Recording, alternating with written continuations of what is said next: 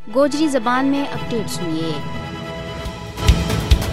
بھارت کا غیر قانونی زیر قبضہ جموں کشمیر میں فاشسٹ مودی کشمیریاں کا خون کو تسایو ہے۔ بھارتی بربریت کی وجہ دے مقبوضہ علاقہ میں بے گناہوں کو خون ڈولیو جا رہی ہے۔ ماورا عدالت قتل اور جعلی مقابلہ ہر دن کو وتیروں بن گیا ہے۔ مودی کی قیادت میں بھارتی فوجیاں نے اپنی ریاستی دہشت گردی کے دوران گزرے مہینے 16 کشمیریاں کو بے دردی کے نہ خون ڈولیو، جبکہ اس سال ہون تک ایک خاتون سمیت 45 کشمیریاں نے شہید کیو گیا ہے۔ ان بچوں 7 کشمیریاں نے فوجیاں نے جعلی مقابلہ اور گرفتار کرنے کے بعد شہید کیو۔ اس سال کا 13 مہینہ کے دوران بھارتی فوجی اور پولیس اور بدنام زمانہ بھارتی تحقیقاتی ادارہ NIA نے 500 سے زیادہ حریت رہنماواں، نوجوانوں، صحافیاں اور انسانی حقوق کا کارکنوں نے گرفتار کیا گیا۔ بھارتی فوجیوں کی ریاستی دہشت گردی کی تازہ کارروائی کے دوران آج بھی ضلع شوپیاں میں ایک کشمیری نے شہید کیا ہے، جبکہ 1989 سے ہون تک 95,990 کشمیریوں نے شہید کیا جا چکا ہے۔ کشمیری عوام نہ پچھلا 74 سالاں دے بھارتی ظلم اور وحشیانہ اتکڑوں کو سامنا کرنا پی رہی ہے۔ کشمیری عوام اقوام متحدہ کی قراردادوں کے عین مطابق اپنا حق خود ارادیت کو مطالبہ کر رہی ہے، جس کی وجہ سے ان مجموعی طور کے اوپر سیاسی انتقام گیری کو نشانہ بنایا جا رہی ہے۔